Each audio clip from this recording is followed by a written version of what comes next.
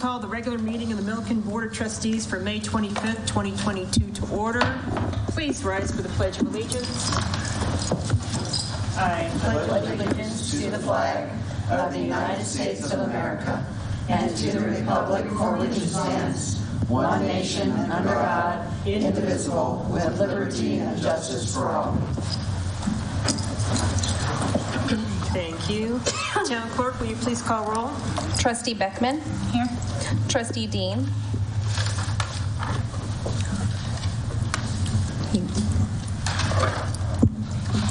We'll note that he's here via Zoom. Is he on mute? He is. He's on mute. There he is. He can't hear us. That's what he says. That's Nicole. Oh, Nicole can't hear you. No. Yeah, Zoom crashed right I don't know if you guys are calling my name, but there's no sound for you guys. Zoom crashed right in the middle of the Can you hear us yet, Nicole? Yes, thank you. Okay. I'll start over, Mayor. Okay.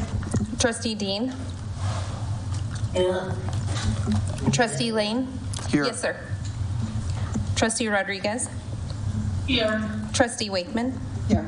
Mayor Pro Tem Ehrlich. Here. Mayor Austin. Here.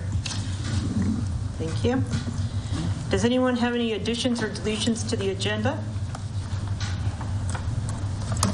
Hearing none, I'll take a motion. I move we approve the agenda as presented. I second. Town Clerk, please call for a vote. Trustee Dean. Yes. Trustee Lane. Yes. Trustee Beckman. Yes. Trustee Rodriguez. Yes. Trustee Wakeman. Yes. Mayor Pro Tem Ehrlich. Yes. Mayor Austin. Yes. Motion carries. Thank you. Is there any discussion or comment, or I'm sorry, are there any citizens' comments? Like there were any, but, okay. Is there any discussion or comments on the minutes of the meeting for May 11th, 2022? I'll entertain a motion. I move that we approve the minutes of May 11th and 19th of 2022. I second. Oh. Thank you. Town Clerk, please call for a vote. Trustee Lane. Yes. Trustee Beckman. Yes. Trustee Rodriguez. Yes. Trustee Wakeman. Yes. Trustee Dean. Yes. Mayor Pro Tem Ehrlich. Yes. Mayor Austin. Yes. Motion carries. Okay. Any questions or comments on the paid list of bills? I have a question on where we installed the flume. The flume. There was two. Yeah, I remember. One was Centennial Lake and one was by South Lake. South Lake. Okay. Any other questions on the list of bills? Okay. We will move on to the town administrator's report. Administrator Powell. Thank you, ma'am. Good evening. So I'm sure a lot of you, we talked about it during the meeting at the work session. The Hillsborough ditch has been running for about a week. We actually would have received the water earlier, but due to the season's high winds and the red flag warnings, a section of the ditch that needed to be cleared could not be burned. Even with this delay, we still received water sooner this season than in past seasons. Water is filling Centennial Lake, which provides the non-potable water for the open space and parks irrigation. So I would really like to thank the Hillsborough Ditch Company and their ditch rider for getting this up and flowing as soon as they did this year. Flowers have been planted in the flower boxes on Broad Street, and this is thanks to Sarah Blackmore, who took the project on for the town this year. The mayor and I attended the TRPR board meeting on Monday. We attended to speak on behalf of Civica, and this was in regard to the rental amount that the rec district has proposed to charge Civica for the use of their facility for physical education classes for the upcoming school year. The amount was quite significant compared to the amount they paid this past year. And at this point in time, and it's not an amount that Civica can ascertain paying. So it was a conversation with the board.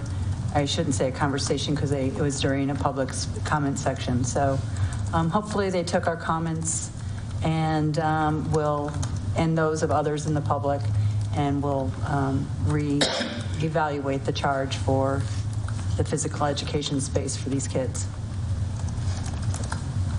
And that's about all I have right now. We've been busy working on various projects and reached out regarding the broadband project to the other communities that are involved in it with us. We've not heard back from Allo yet. We expect to. I know they're very busy because they just started another system in, I believe it's Erie. So I've anyway. been seeing them all over Greeley. Yeah, they're busy, Yeah. but they have not forgotten us, so. Okay. Does anybody have any questions? Questions from the board? Thank you very much, and yes, that was a very productive meeting with TRPR. Okay. We have nothing on the consent agenda so our first action item is the Multimodal Mitigation Options Fund, joint submittal for VIA. This will be presented by our Community Development Director, Pepper McClanahan. Thank you, Mayor and trustees. Good evening. Beside me tonight is Evan Pinkham, who is the transportation planner for Weld County. He will be primarily responsible for submitting the grant application. So he's here to address any questions. And I'll just kind of roll through this. You probably recognize this as Corey Schmidt from North Front Range MPO did a presentation at your last meeting. And so the MPOs identified some Colorado funding sources to continue transit services that were part of a pilot program starting in August of 2021 and ending approximately January. The mobility services are not just restricted to folks with handicap or for seniors. Anybody can use this service. And I think we can grow the ridership through a couple of opportunities if the grant is successful and Milliken chooses, the board chooses to participate. One of those opportunities, of course, is social media and our website, but this is also an opportunity to promote this opportunity through the comprehensive plan update and the public outreach that is part of that. So keep that in mind if you don't mind. The staff report, it's been kind of a dynamic process. As you'll note, Johnstown Council approved support at their meeting last week. Evan was present last night at the town of Severance, who opted not to participate. So the grant application would now go in as Johnstown, Milliken, and the unincorporated areas of Weld County that are eligible through the MPO. The original discussion on your last meeting was that it would require a 50% match. Through some research, Weld County is requesting a 25% local match, so that would reduce the contribution that's required from the town. And I'll update your figures here. I think Carrie's got, or maybe she already handed them out. Yes, ma'am. Rather than $19,653.50 per year, if it's a 50% grant, it would be $26,469.34. Yearly, it would be $13,234.67 if we're granted if the application is successful at 25%. So that goes up about $2,000 from what was previously reported in the staff memo. The grant is due, that grant application is due on June 3rd, so it's a very quick moving process. The grant awards are not notified or not awarded until October of 2022. And Evan can provide more information, but through communication with him, he didn't think that with contracts and et cetera, that we would have a commitment from the 2022 budget, that funding, financial requests, and local match from the communities wouldn't likely start until 2023, which gives us an opportunity to include it in your next budget cycle and to possibly avoid a 2022 budget appropriation. So as part of the grant application, the communities that would benefit from this grant would need to, the elected leaders would need to indicate their support.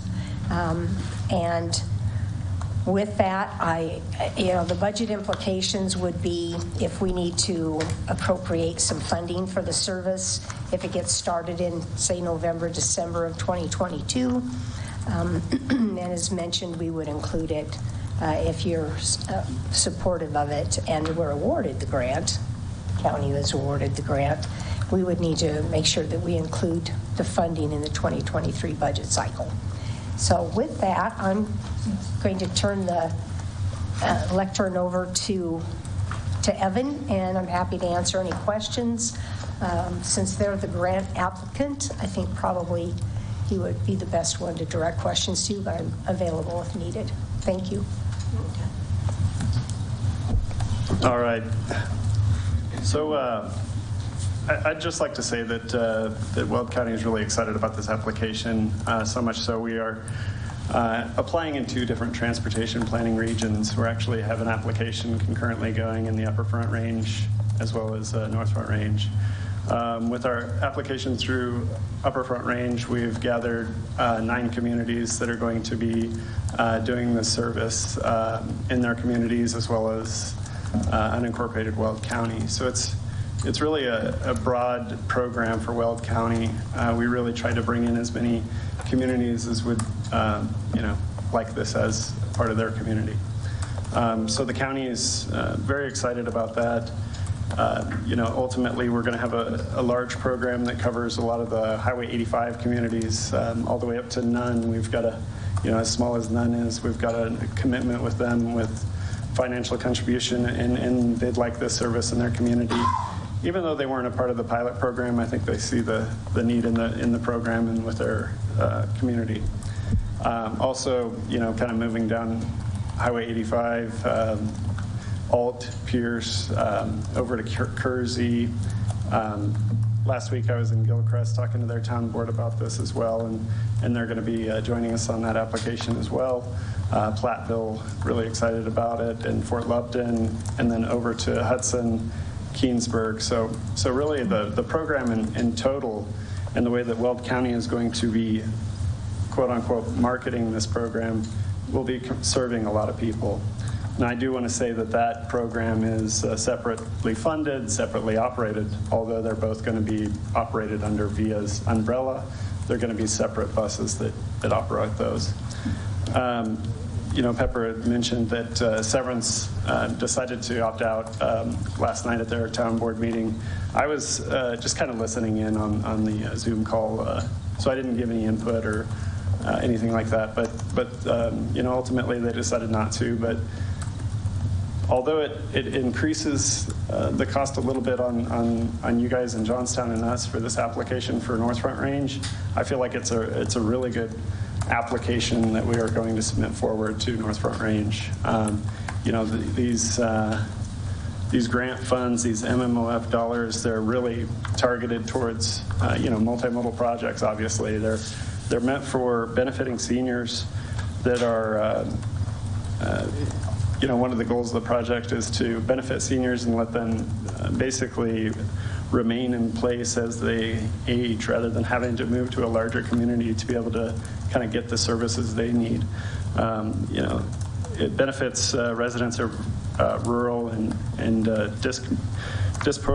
disproportionately impacted communities, and provides them more flexible public transportation services. And, we can go down the list on these goals that our project meets that CDOT's kind of laid out there for these funds and the state. So we feel like we have a really strong application to bring forward to the North Front Range, and with our partnerships, it even puts us in a better spot for getting the funding.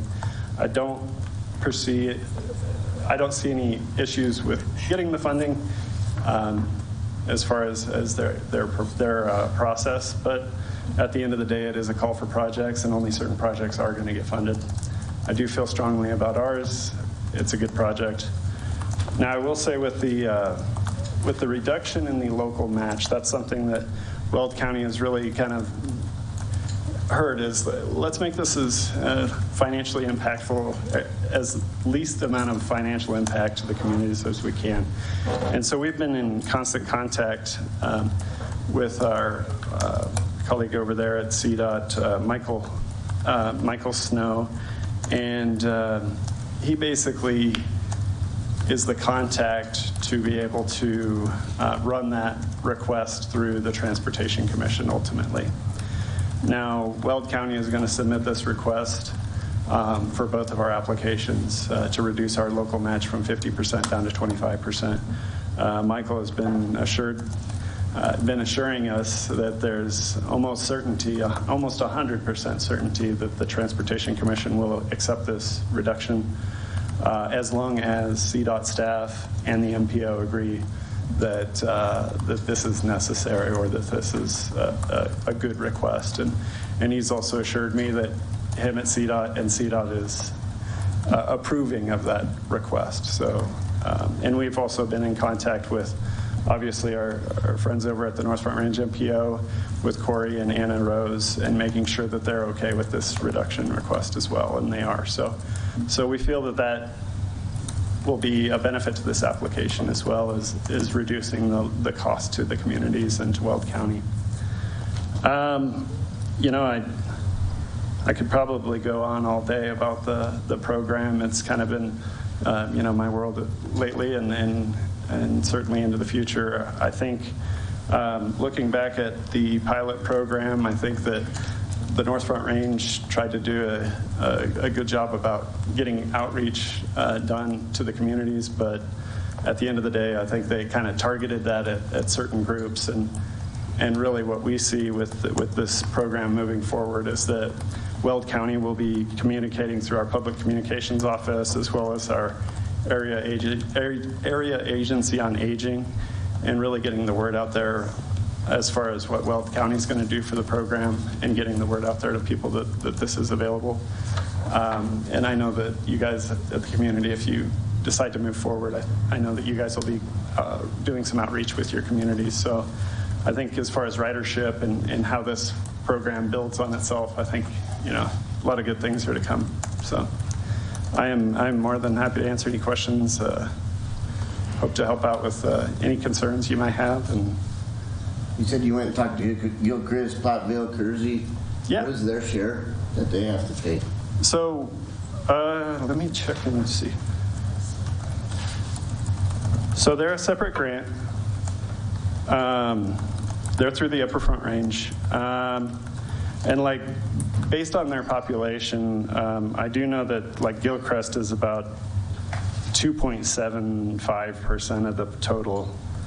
I don't know the exact dollar figure, but we based it on population. With that application, the county, our population in that particular Upper Front Range region happened to be almost 50%. With this, I think we're closer to about 35%, although I would have to take a look. But we based all the percentages for local match off of population for both applications. With this application, we're I think right about 35%. So. Okay, that still doesn't answer my question. How much are they paying? Gilchrist, for 2 years of service, based on their population, right at about, I believe, if I'm looking at this correctly, 3,500. Okay. So all these other towns have sales tax revenue, all kinds of stores that support their budget, and Milliken doesn't have any. And we had 8 riders use this program, and they're asking us for $26,000.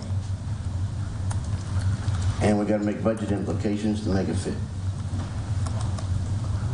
So we're asking the rest of the taxpayers in our town to foot the bill for 8 people. I can't justify that.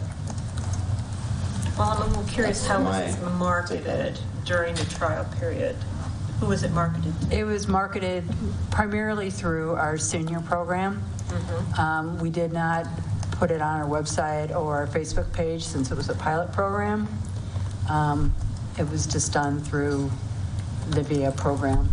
So, in answer to your question, you know, you're right. You don't know how many people, but I can probably guarantee there will be considerably more people with the right kind of marketing done through our website, through our Facebook page, our newsletter, promoted through local congregations, you know, and Weld County would be also promoting it for us. So. Well, I don't like being on the front end of things when we don't have the support and we don't have the sales tax revenue that the bigger towns or the other smaller towns that are on the thoroughfare of Highway 85 with all the sales tax revenue they come in with to support this when we have to get it from taxpayers. And so until we have a abundance of people wanting to use it, I can't see us funding that. Questions from the board, so we'll start with Trustee Wakeman. That was part of my concern too, was the dollar amount for us for what the participation was. If, you know, if we feel like we can improve our participation, and obviously the more people that participate, the more advantageous the program is, but $13,000 for 8 people to participate is difficult. Trustee Lean? Well, I appreciate that it went from 50% to 25%. That's huge. I mean, that's really big. I'm kind of curious about why you guys are so sure that they're going to accept that change with the price of fuel and everything else. And the 8 riders, I understand that it's a pilot. I'm just curious, do you foresee it quadrupling or more than that? And will this stay the same if 4, 5, 6 times the amount of people, which sounds like a lot, but we're only talking that, 8 people times 5, 6, 7, 8, okay? So would this stay the same for those 2 years? Yeah, so we're going to contract with Via Mobility. The prices, the amounts, you know, they're all basically set in stone as far as when we get that contract and how we move forward at that point. So we've worked out, all of that, gas prices, for example, are not going to change the price of what we've worked out with Via. With the local match, that goes back to the Transportation Commission of Colorado, and basically their determination will decide that. So going from 50% match down to 25% match, that's kind of, I guess, a side note as far as their process on kind of finalizing that. So we are very sure of that we will get that reduction because we feel like we have a strong case. I think Weld County, we're going to be submitting the application. The interesting thing about the local match percentages, Transportation Commission basically through SB 21260 was kind of given some authorities on how to best expend this multimodal funding. So the way that they're doing that is certain communities get a break on that local match. For example, Larimer County is is a 25% local match. Morgan County is a 25% local match, and Garden City is a 0% match. Greeley is a 25% match. So our concern is why is Greeley, why is Larimer County getting the break and Weld County, in their formulas and formulations and all this, not getting that same latitude, I guess. So. Yeah. And lastly, is there any, marketing or anything that you can cite or know that the numbers are going to be a lot more than what they show, during the pilot? Right. Yeah. Like I was saying, the pilot was extremely targeted. In each community, I think what Corey and his group at North Front Range MPO, what they did is just kind of find one group and, basically maybe a senior center or something like that, and try and kind of naturally spread the word that way. So there was no ad campaign. There was no, anything like that. There was no notifications on utility bills, for example, or like a letter to go out with the utility bill to kind of notify people that the service was there. So I think it kind of flew under the radar for a lot of people that would have otherwise used the service. Trustee Beckman, questions? I don't think I have any questions. I think that something like this is needed. I see the value. The lack of people that used it is concerning as well for me. But I do agree with what you just said. Like, I think that it was undermarketed. I don't think that a pilot was very visible, I never heard about it. Obviously, I'm not the target, but, I think that it would be good to get it out there and do some research on if the town, the people that are the target would use this, and if they think it's needed. But no real questions. Trustee Dean, do you have any questions? Just clarification, this is a 2-year commitment for $13,000 a year, is that correct? That is correct. My comment is, I'm concerned about the low ridership, but I think it's worth a try at this point. If the ridership didn't go up, I wouldn't look to continue it. That's my comment. Okay. Trustee Rodriguez? So I love the program, and I strongly feel it's a needed service for many seniors and handicapped in our community. But I strongly feel that 8 people is a burden. 8 people is not enough ridership for me to agree with the program presently. And I think the price, if it was substantially lower, I think it would be something that I would be interested in. But I also don't want to add another job to the town staff of having to advertise it as well. So I see the value, but right now I don't see that as something I would want to participate in unless it's substantially lower. Okay. Did you have any further comment, Mayor Pro Tem Ehrlich? No. Okay. Mayor Austin, Another question. may I pose a question? I'm sorry, you go first. Oh. Did we get any feedback from the riders that actually used it? Did they like it? Did they not like it? Was it worth their time to use the service? The feedback didn't come back to the town, so it would have been to probably via. Is there a service? Yeah, I think VIA and North Front Range have gotten some feedback, and I think they had a lot of positive, results from the program. A lot of people that were otherwise, missing appointments and not able to kind of get the transportation they needed.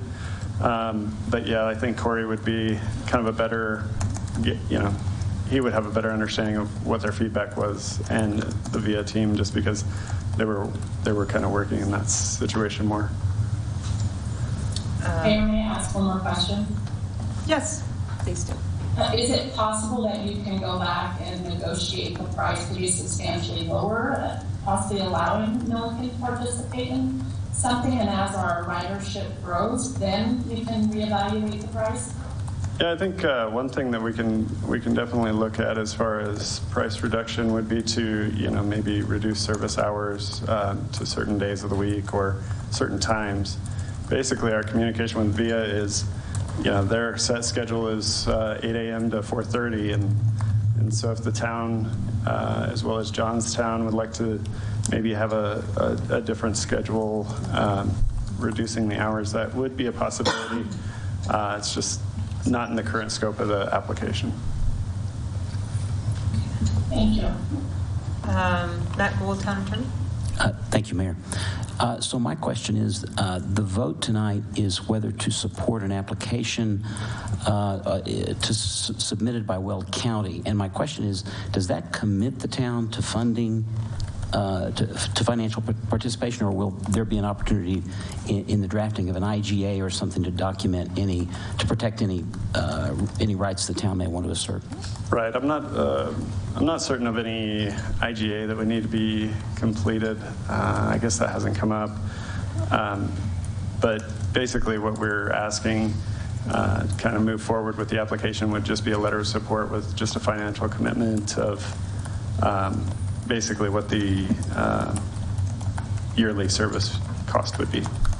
I'm just a little concerned about committing to future payments in future years.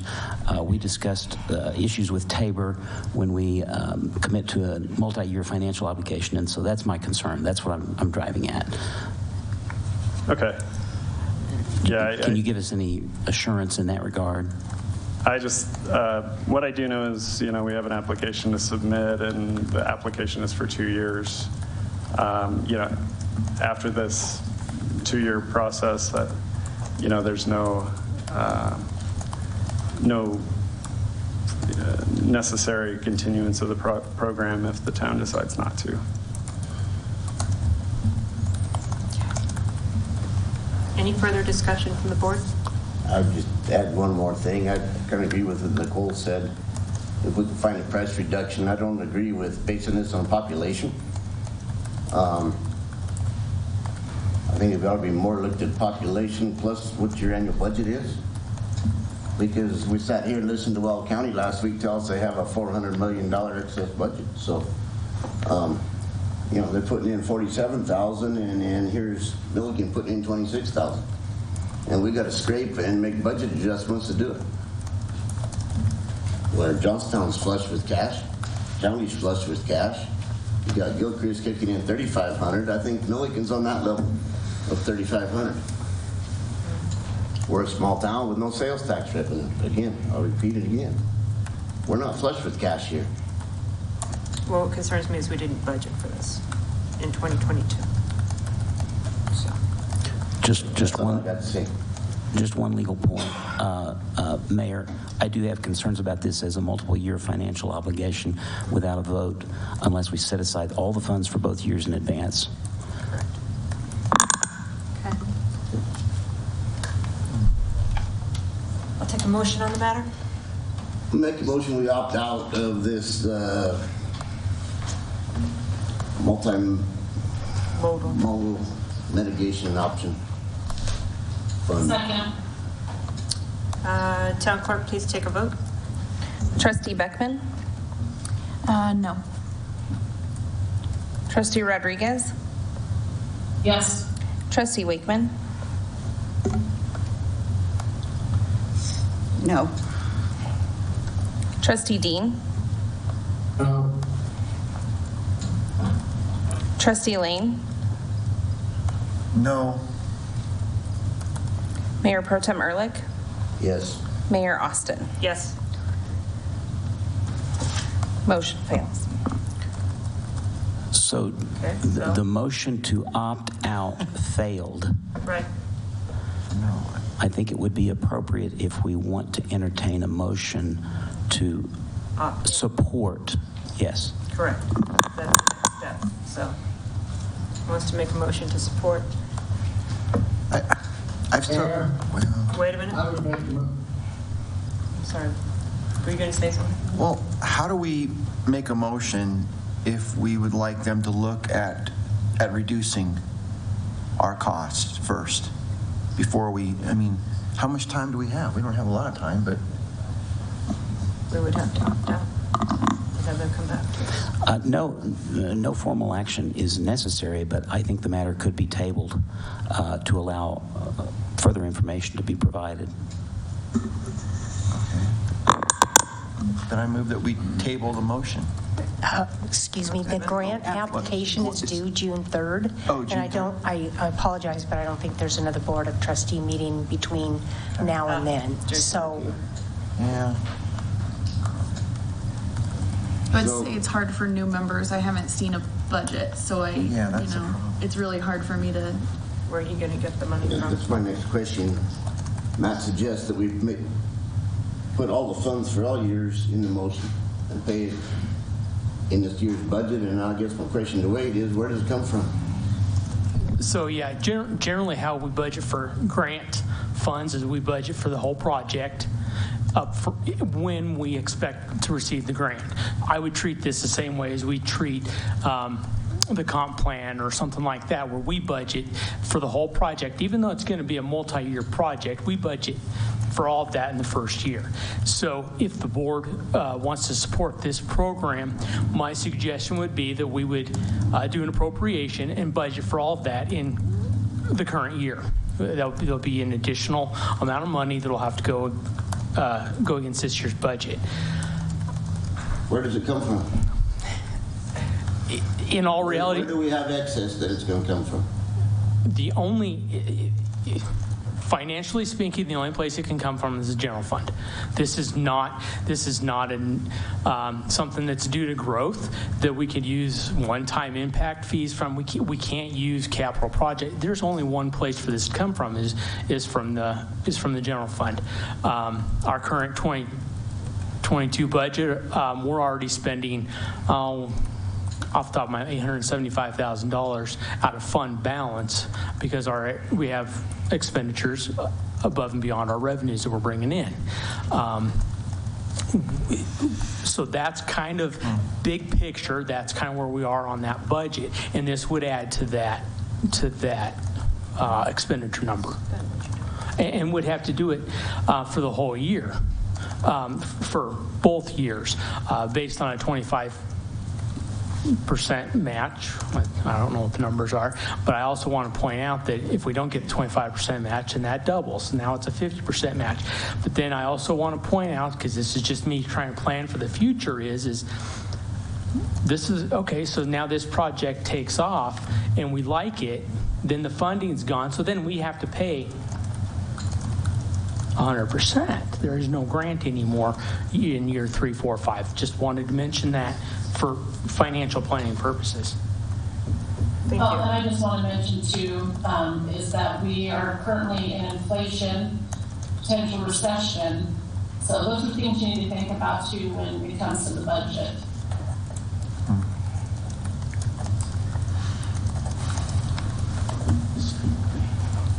I think it's really a needed program in our area, and I agree with the philosophy that the more that we can do to keep our citizens in our communities instead of forcing them to relocate once they're not able to drive, or it feels like something really needed to me.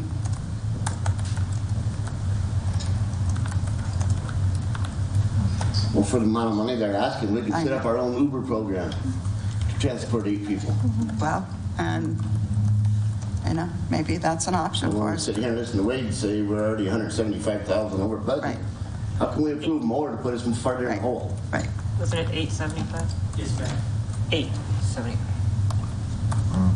To me, I think we should participate later in time when this program actually takes off and we can budget for it and we're not potentially in a recession and that we're not dealing with inflation. I'm not saying it's not a good program, but I don't think it's smart for us to spend money on something right now.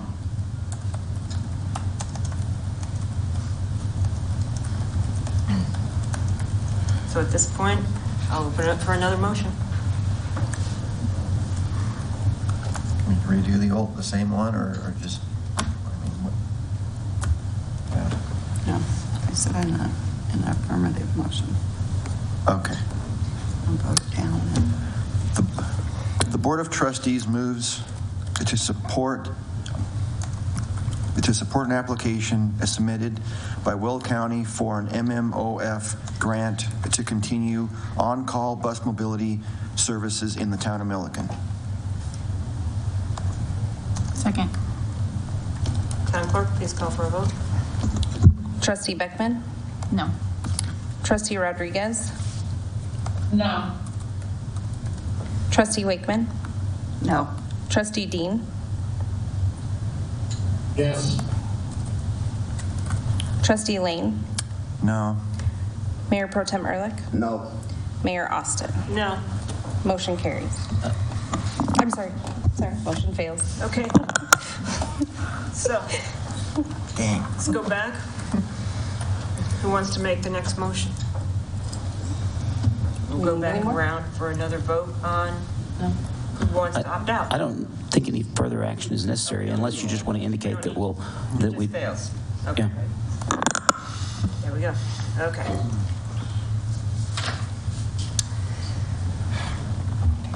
All right. So then we'll move on to the next item on the agenda. Thank you for your time. Thank you. Consideration and approval of agreements with iWorks and Public Works 1, John Ravis, Streets and Facilities Director.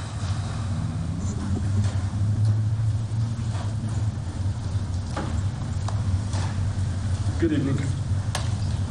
Back in 2018, the town had purchased the same software program. This roadway collection data and software system will evaluate current pavement conditions and provide recommendations on pavement treatments based on remaining service lives of the roadway segments. It will also provide a street view of all roadway assets and conditions, such as street signs and fire hydrants. We will be able to create, track, customize our current work orders into this system and schedule routine maintenance. Our 5-year capital improvement plan / maintenance plan would be developed from the software. Thank you. Before we start with questions, Mr. Nickerson, Finance Director, would you please join us at the podium? Yes, ma'am. Could you give us an idea where we would budget this money from? So we'd budget this to spend this money out of the street maintenance fund. We collect an extra amount of tax, mostly the road bridge tax, to cover those improvements, and so we'd budget for it out of there.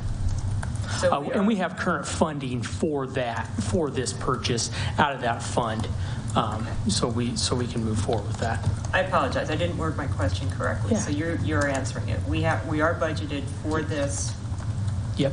Yeah, this is one area that we could spend on, spend those funds on to make sure we keep our streets up to par. Questions from the board for either Mr. Nickerson or Mr. Ravis? Starting with Trustee Rodriguez. I looked through the 2018 bills and 19 paid bills, and I didn't see it listed. Was it under a different name? Yeah, I don't know how it was listed at that time. I can look into that and get back to the board, but I'm unsure what it was named or when it was paid. I can look into that. Because I looked through the notes and I looked through the bills with both names, and I didn't see it for 2018-19. And the only other question I have is, over the last 5 years that we've had it, what have we used it for?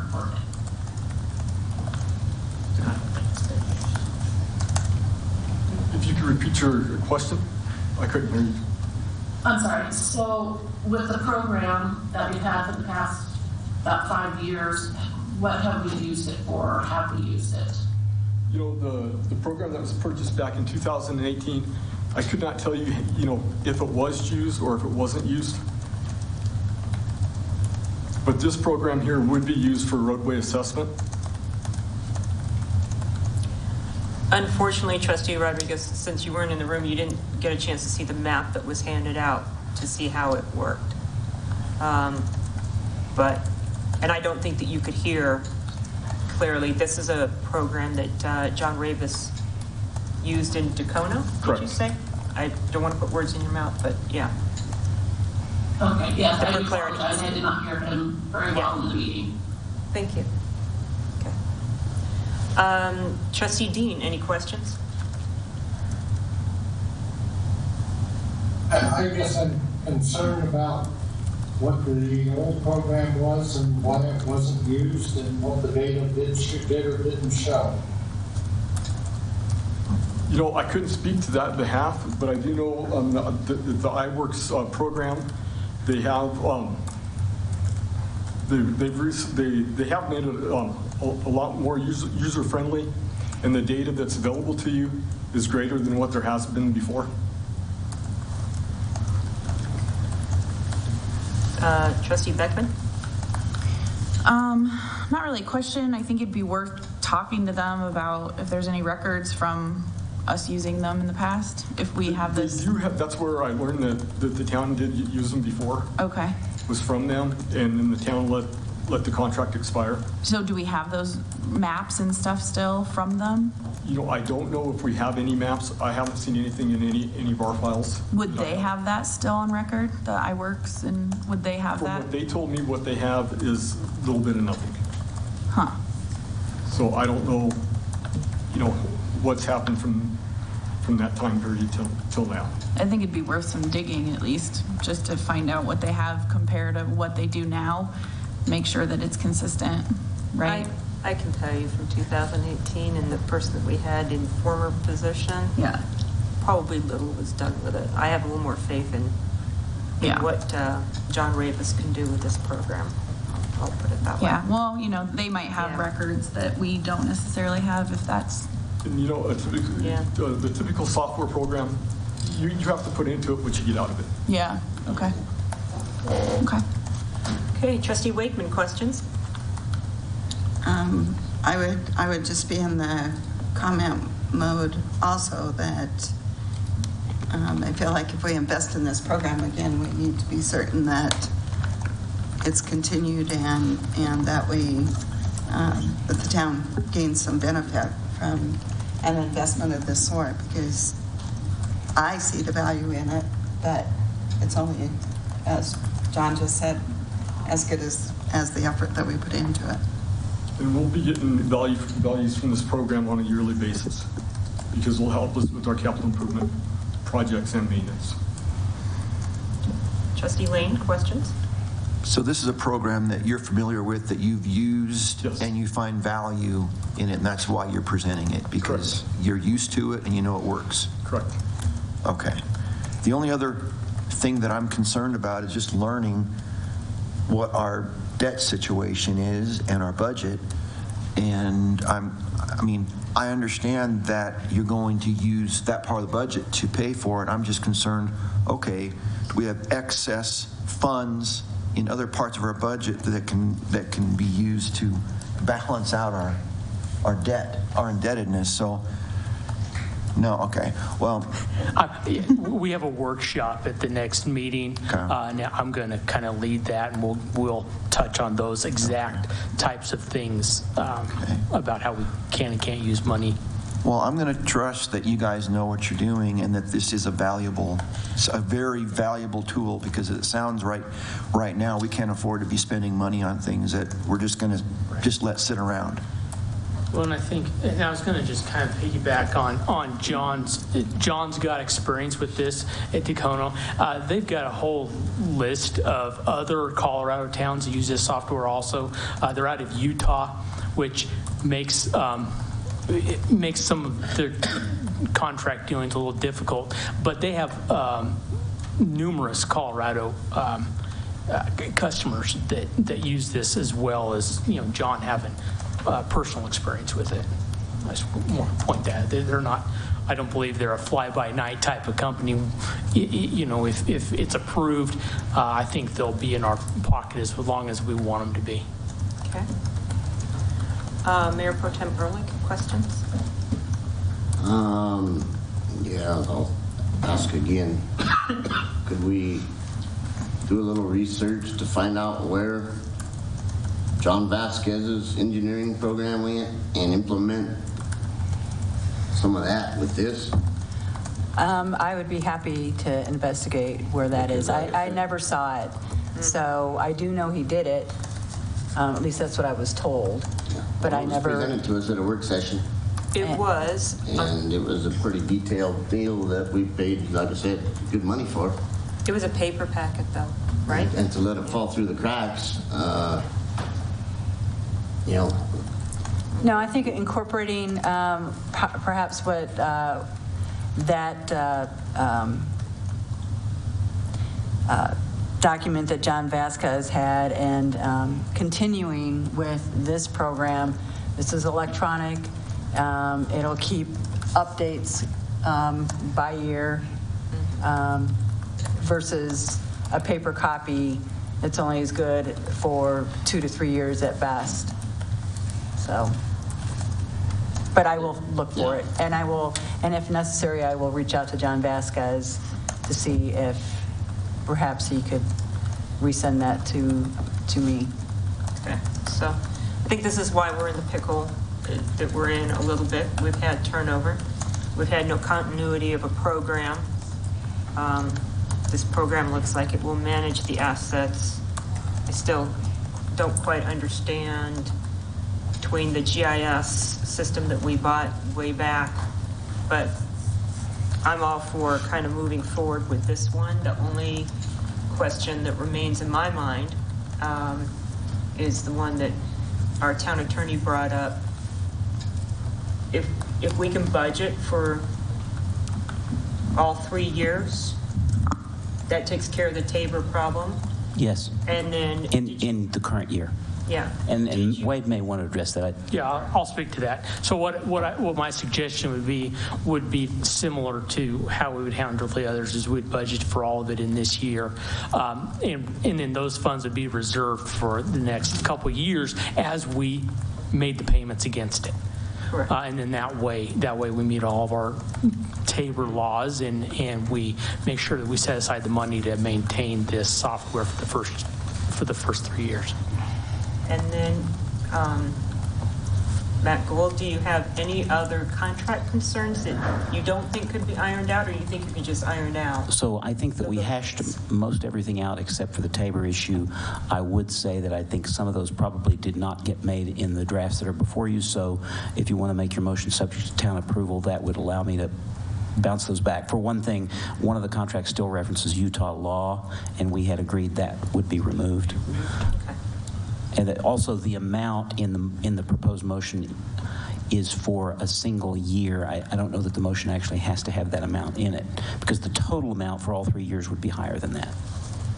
I got a question. How do we have a Tabor if it's already budgeted for it? Well, I think budgeting for the total amount fixes the Tabor issue. But as drafted and as I reviewed it, one of the contracts has payments over 3 years. Well, we do the same thing on a lease of a vehicle. Yeah, okay, very good point. We lease, those leases typically we review to ensure that they have appropriations language in them. In this case, we proposed that language and the vendor was non-receptive. Okay. Yeah, like in the you brought up like the leases. The leases have that language in them. If we don't appropriate for it, we give the vehicle back. We're done. That contract is broken.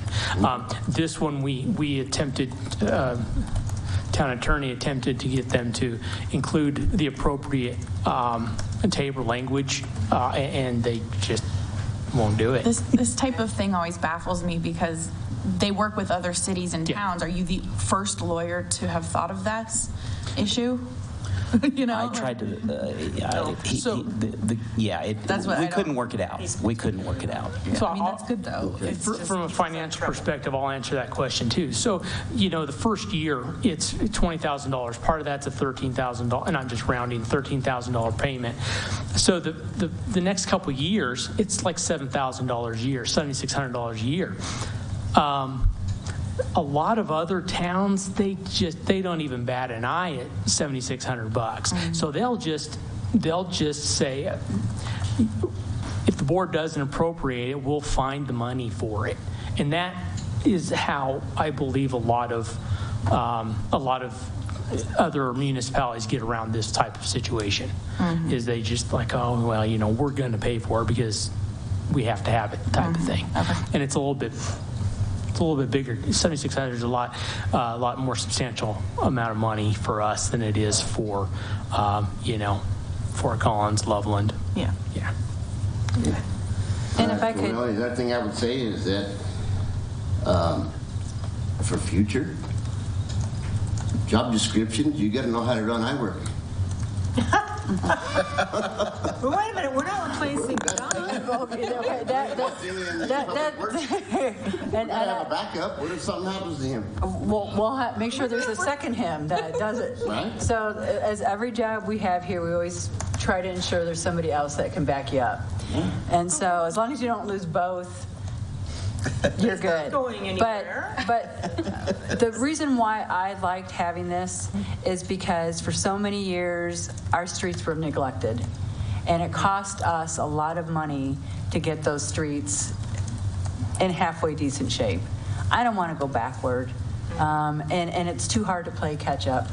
So if investing in this program will keep us moving forward and keep our town in the right kind of maintained shape, I'm behind it. Sounds to me like job security for you, Tom. All right, if there's no further questions, I'll take a motion on the matter. I have one more. Oh, I'm sorry. Trustee Rodriguez. Sorry, I just want to make sure somebody's cross-trained, but Cheryl Powell answered that. The second one would be, is there a way that we can get a progress report and actually seeing that this is being used? Sure. That wouldn't be a problem. Okay. Thank you. All right. I didn't cut anybody else off, did I? I'll take a motion on the matter. I move to authorize town administrator per town approval to sign agreements with iWork and Public Works One for pavement and asset management solutions. I second. Attorney Gold, do we need to add as approved a form by the attorney? Yes, that would be ideal. Oh, that was my per town approval. I'm amending the motion to include as Approved to form by attorney. approved to form by the attorney. It's an amended motion. I second. Thank you. Town clerk, please call for a vote. Trustee Rodriguez? Yes. Trustee Wakeman? Yes. Trustee Dean? Yes. Trustee Lane? Yes. Trustee Beckman? Yes. Mayor Pro Tem Ehrlich? Yes. Mayor Austin? Yes, Motion carries. thank you.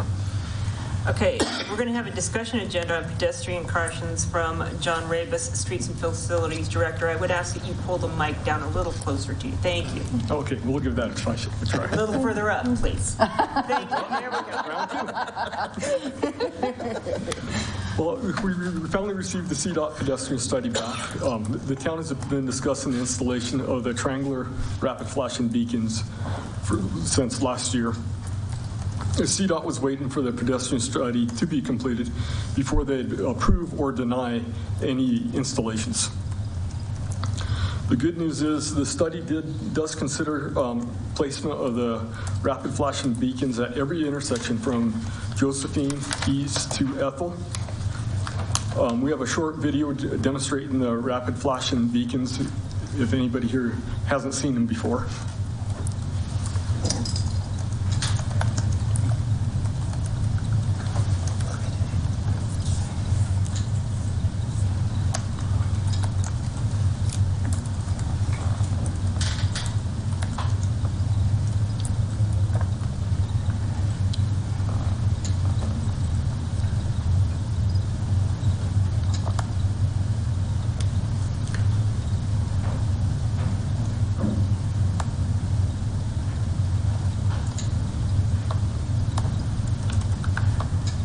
They look like they work pretty good during the day, too. They do. They really gather motorists' attention.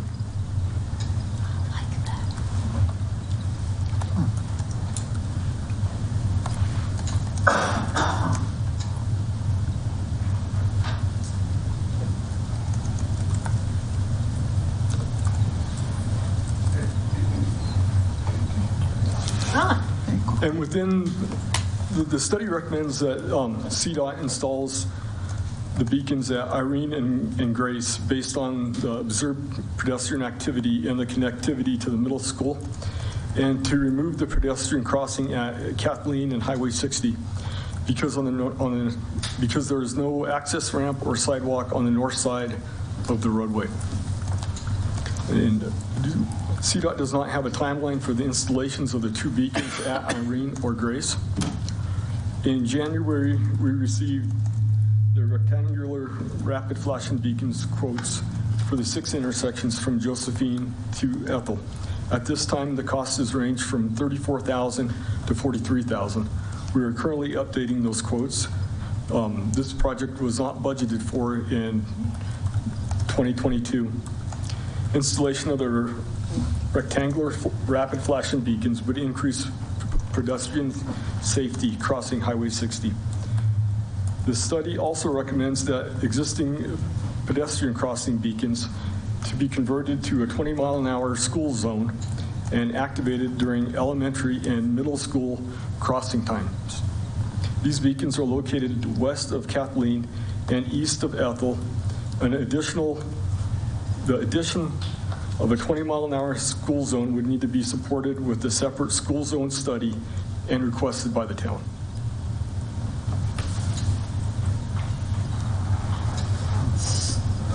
Quick question. So CDOT would do the school zone study as well? Yes, we'd have to request that. It would be a totally separate study than the pedestrian study. But that's what they suggest. In order to lower the speed limit to 20 and have the beacons flashing during those during the school hours. Gotcha. And so they do the study, get a chance to reduce it during school hours to 20 miles an hour, and increase the fines for trucks that run through that. You're laughing already. No, I know. The fines are higher when you run through a school zone. I like it. They'll pay for themselves in a year. Chief's over there shaking his head. So that price quote that John told you would be for all of the flashing beacons, not just one. Okay. Now, it really doesn't sound like that's something we're going to get installed this year anyway. We didn't budget for it. We could budget it in for next year by the time we get the school zone study done, maybe? We could ask for it. CDOT's timing, I wouldn't want to put a date to it. I would ask for it now. Okay. In order for them to have it done. And CDOT also, the pedestrian study, also pointing out a few things that has been concerning for quite some time. So at the mobile home park, there's that open fence area, and then there's a crosswalk right there where kids cut across, and as John indicated, there's not a sidewalk on the other side. So their suggestion is to talk to the mobile home park owner, to have that fencing closed. That will force the kids to come out on Josephine and remove the pedestrian crossing lines across the road where that fence was open. And that's a safety concern. People tend to travel a little faster, and it's around a curved area, where at Josephine, at least it's a little more visible for people coming down 60 from the west. There was some signage suggestions that they made, some things that we didn't even really look at. Foliage that would block speed limit signs and crossing signs, and where to install others. So in all, I was very impressed with this study. I'd be happy to send it to anybody who'd like to look at it. I think they did a very thorough job. They addressed all the things that we already were concerned of and knew and wanted to change, and found others. So even though it took a while to get it done, they did a very good job. So I'd be interested to see what the school zone study comes up with. Okay. Very pleased with this. Has everybody had a chance to speak? This is information, so it's kind of open discussion. I know they work well. They have them at the Pooter Trail crossings, and you hit that button, they light up, and the cars stop. Wow. What I've never about- had anybody running in front of me, and I ride the bike on it quite often, so I like the idea. What about Trustee Rodriguez and Dean on the Zoom call? Any, or whatever it is? If it actually happens, I will do a jig. I am so excited. We'll hit the button for you. We can all cross at the same time. The jig across the crosswalks, every one of them, because I am so excited. Good to hear. Trustee Dean, do you have any commentary you'd like to make? I think it's a good idea. Great. I've got a question being new to all this. Since it's a state highway, so we have to pay for them and they install them, or how's that work with stuff like this? Because normally, isn't it the state's responsibility to do all this or not? Well, if we want it, I'm sure they'd pay for it 100 years from now. This study is just a recommendation for Yeah. CDOT. It's not something that CDOT actually has to do. And they They install have to them sign because, off to let us do it. right, and they install them because it's in their right of way. Okay, so they pay for, or are we paying for the installation too, or just for the signs? We physically install them ourselves. Oh, I thought you said that they were installing, no? No, we would. Okay. okay. At their specifications then. But you're pretty certain they'll probably pay for themselves, is that what you're saying? Okay. Yeah. All right. When I retire, I'm going to get one of those flags and the crossing guard belt and the red flag and wave it at people to slow down as the children cross. I'm going to become a crossing guard when I retire. Well, thank you very much for your presentation. Very informative, very excited, as you can tell. Yeah, Board's that's very pleased. Thank you very much. Thanks, John. Any other business to come before the board? Do we need to do anything to have them start the school board or the school area? Basically, they'll work it out in the budget and it'll come before us for. Right, we'll put it in the 2023 budget. We'll update those figures on the costs. Okay. Yeah. And we'll bring it to you at the budget. Yeah. All right, if there's nothing else, I'll take a motion to adjourn. So move. Second. All in favor? Aye. Opposed? We're out.